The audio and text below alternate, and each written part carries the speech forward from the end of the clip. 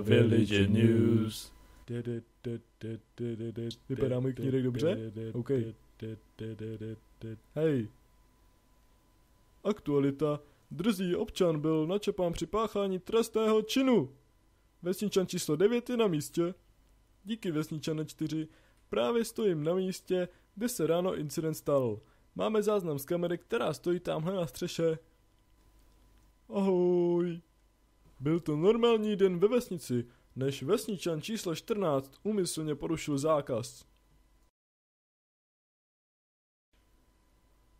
Zastav, porušil si zákon. Stůj ve jménu zákona. Pachatel byl okamžitě pronásledován dalšími jednotkami. Tady máme záznam z helikoptéry. Vypadá to jako velmi vážná situace tam dole. Koukněte kam jde. Utíká, stále utíká. Kdy ho chytí?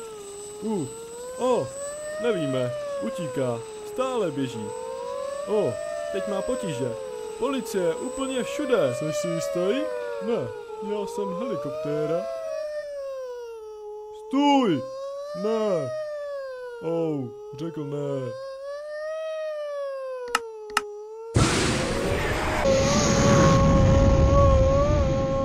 Píp, píp, píp, píp. Řízená střela. Co? Vypouštím světlice.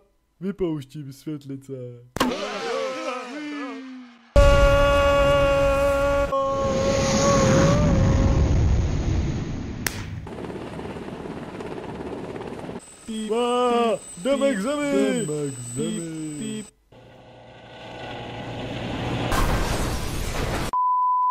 A to bylo naposled, co jsme viděli tyhle vesničany. Vesničan číslo 14 byl chycen o chvilku díl, když se pokoušel opustit vesnici.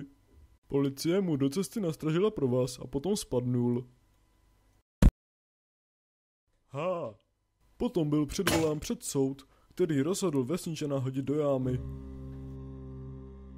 To je šílenství.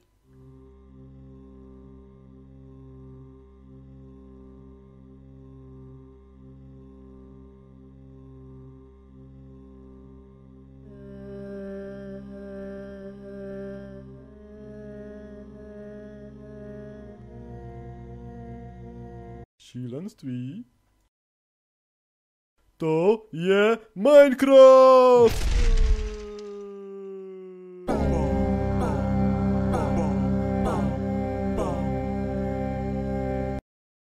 To je velice neefektivní.